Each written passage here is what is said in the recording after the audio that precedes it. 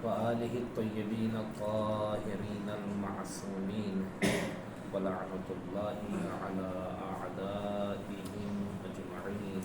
أما بعد، فقد قال الله تعالى وتبارك في القرآن الكريم: بسم الله الرحمن الرحيم.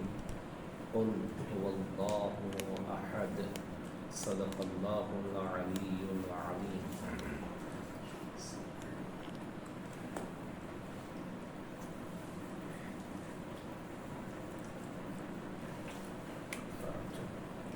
ہماری گفتگو الحمدللہ نماز کے سلسلے تک پہنچ گئی اور نماز کے واجبات ہم بیان کر رہے ہیں۔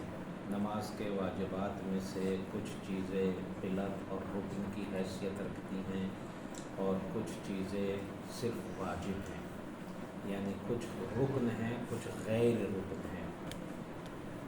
رکن کا مطلب یہ ہے کہ اگر ہم بھول کر یا جان بوجھ کر کسی بھی صورت میں وہ ہم سے چھوٹیں گے تو کوئی علاج نہیں ہے، ہماری نماز باطل ہی ہے اگر وہ ہم سے چھوٹ گئے، چاہے بھولے سے یا جان بوجھ کر۔ واجبات نماز، ایسے واجبات نماز جو غیر رکن ہیں، رکن نہیں ہیں، وہ اگر ہم جان بوجھ کر چھوڑتے ہیں تو نماز باطل ہے، لیکن اگر بھولے سے چھوٹتے ہیں تو ان کا کچھ نہ کچھ علاج ہے، اسی لیے ہم نے ان کو دو قسموں میں لکھا ہے۔ ہماری گفتگو ابھی رکن کے سلسلے میں ہے، یعنی ایسے واجبات کے سلسلے میں ہے کہ چاہے ہم بھول کر چھوٹے یا جان بوجھ کر ہم چھوڑیں، نماز باطل ہو جائے گی۔ ان میں سے پہلے کے سلسلے میں ہم نے گفتگو کر لی جو کہ نیت تھی، اور تمام چیزوں کا دار و مدار نیت پر ہی ہے، اور ہماری نیتوں سے اللہ بہتر واقف ہے، لہٰذا ہم جو بھی عمل انجام دیں اللہ کو سامنے رکھتے ہوئے انجام دیں، اللہ کے لیے انجام دیں، صرف اس کی خوشنودی کی خاطر انجام دیں، اور کچھ ہمارے ذہن میں بات نہیں آنا چاہیے۔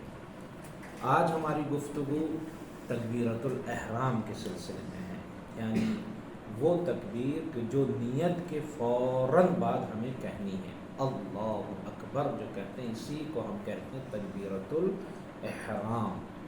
نماز میں صرف یہی ایک تکبیر واجب ہے، باقی تکبیریں واجب نہیں ہیں، مستحب ہیں۔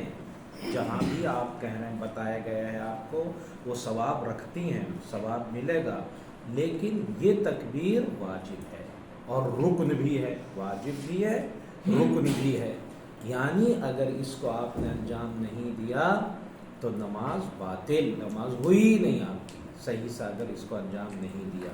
بہت اہم ہے۔ صرف یہی ایک عمل نماز میں ہے کہ جو آپ کو امام جماعت کے بعد، یعنی اگر آپ جماعت سے نماز پڑھ رہے ہیں تو امام جماعت کے بعد کہنا ہے، باقی آپ ساتھ ساتھ پڑھ سکتے ہیں۔ مثال کے طور پر سجدے کا ذکر ہے، وہ آپ ساتھ میں پڑھ سکتے ہیں، رکوع کا ذکر ہے ساتھ میں کر سکتے ہیں، لیکن اللہ اکبر امام جماعت کے بعد ہی کہنا ہے، حتیٰ امام جماعت کے ساتھ نہیں کہہ سکتے۔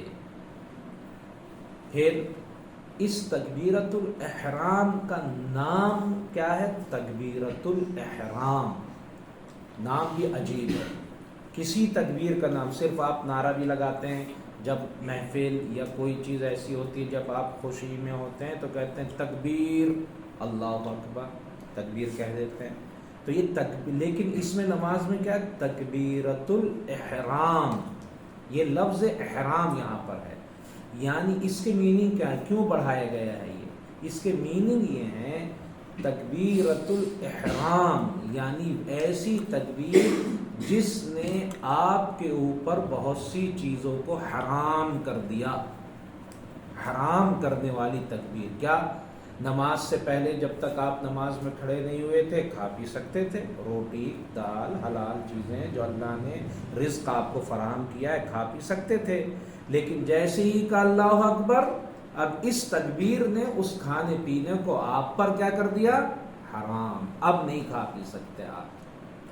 ابھی تک اپنے بچے بیوی بچوں سے بول سکتے تھے، لیکن جیسے ہی آپ نے کہا اللہ اکبر، اب یہ بولنا حرام ہو گیا۔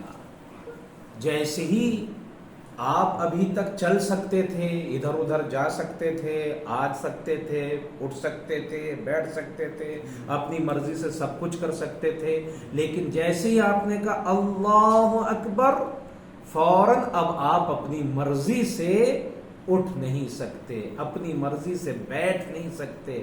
جب اللہ کہے گا تب اٹھیں گے، تب جب اللہ کہے گا تب بیٹھیں گے۔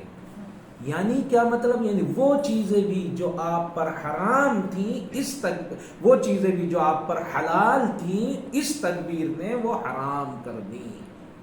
اب آپ سب کچھ بھول جائیے، اب سب کو بھلا دیجئے، اللہ کی بارگاہ میں آ جائیے، اور تکبیر کے بعد جیسے ہی کہا جاتا ہے تکبیر، آپ کیا کہتے ہیں؟ اللہ اکبر۔ کیا مطلب؟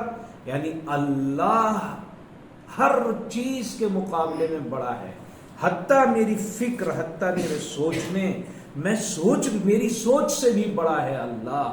اب آپ بھول جائیے اپنے بچے کو، اگر بچے یاد آ رہے ہیں بھول گئے تکبیر، اللہ نہیں، اللہ بس اللہ۔ گھر یاد آ رہا ہے بھول جائیے، اپنے دوسرے کاروبار یاد آ رہے ہیں سب بھول جائیے، اب اللہ ہی اللہ ہے اور اس کے علاوہ کچھ نہیں ہے۔ اسی نے کہا اللہ اکبر، ہر چیز حتی تصور۔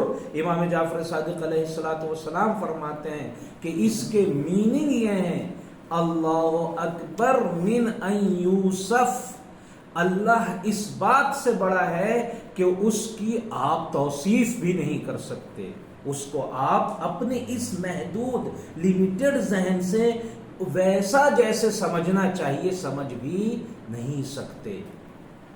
پہچاننا تو درکنار، یہ ذہن محدود ہے، اس میں جو آ رہا ہے وہ اللہ نہیں ہے، اللہ اس سے بھی بڑا ہے۔ جو کیوں؟ اس لیے کہ جو میرے ذہن میں آ رہا ہے وہ میرا ہے، میری کریشن ہے، میں نے سوچا ہے، اور اللہ کسی کی کریشن نہیں ہے، کسی کی مخلوق نہیں ہے۔ اللہ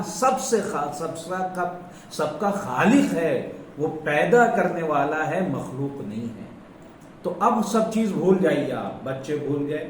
جیسے امام سجاد علیہ السلام کے سلسلے میں ملتا ہے کہ آپ نماز میں کھڑے ہوئے اور گھر میں آگ لگ گئی، لوگوں نے دیکھا پورا گھر مولا کا جل گیا، لیکن مولا کو پتہ بھی نہیں چلا، مولا کو پتہ۔ یہ کہ ایسی تکبیر اللہ ہمیں توفیق دے، اماموں کے نقش قدم پر چلتے ہوئے ہم ایسی نماز پڑھیں کہ ہمارا گھر ور بھی چل رہا ہو، اور ہم اللہ میں اتنے مصروف مشغول ہو جائیں، اللہ اتنا ہمارے سامنے آ جائے کہ ہم سب کچھ بھولے ہوئے ہوں اور مولا کو پتہ بھی نہیں چلا۔ جب آگ بجھا دی گئی تو لوگ مولا کے پاس آئے، مولا آگ لگی ہوئی تھی اور آپ کو پتہ نہیں تھا۔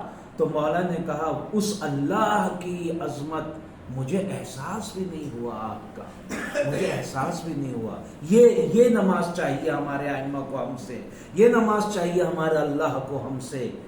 پھر مولا ہی کے سلسلے میں ملتا ہے، کیا میں نے ابھی بیان کیا؟ اللہ اکبر، اللہ ہر چیز سے بڑا۔ اپنے بچوں کو ایسے بھول جائیے کہ وہ میرے بچے ہیں ہی نہیں، اب اللہ ہے اور میں ہوں تنہا۔ خود امام باقر علیہ السلام کے سلسلے میں ملتا، آپ کا بچپنا تھا، آپ کے گھر کے سامنے کنواں تھا، پانچویں امام کنویں میں گر گئے۔ امام زین العابدین علیہ السلام سے آ کے ان کی زوجہ نے کہا کہ بچہ گر گیا، بچہ، لیکن مولا پر کوئی نماز میں تھے مولا۔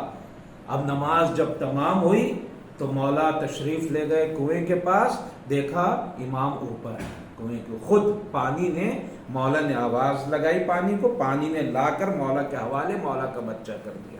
جب ہم اللہ میں اتنا محو ہو جائیں گے، اتنا کھو جائیں گے، تو اس کا نتیجہ کیا ہوگا کہ کائنات ہمارے اختیار میں ہو جائے گی۔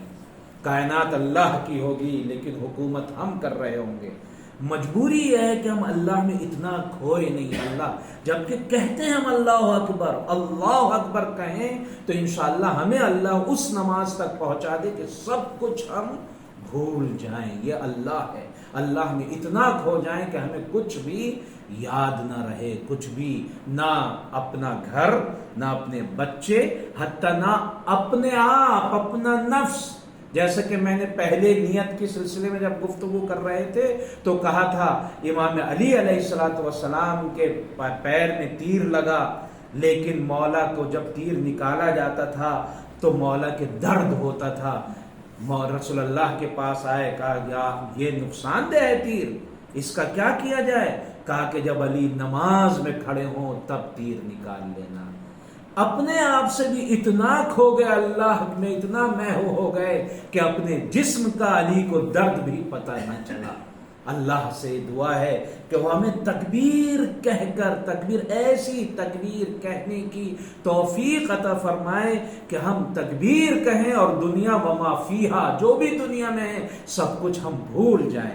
تکبیر اللہ اکبر کے حقیقی معنی یہ ہے، حقیقی معنی اللہ اکبر کہ اللہ اس بات سے بڑا ہے، پوری دنیا کیا، دنیا میں جو کچھ ہے، دنیاؤں کے علاوہ اللہ کے سامنے کچھ نہیں ہے، میں سب کچھ بھول کر اے اللہ تیری بارگاہ میں آیا ہوں۔ پروردگار کی بارگاہ میں آئمہ معصومین کے صدقے میں دعا ہے کہ وہ ہمیں ایسی نماز پڑھنے کی توفیق دے جیسی ہمارے آئمہ ہم سے چاہتے ہیں انشاءاللہ۔ والسلام علیکم ورحمۃ اللہ وبرکاتہ۔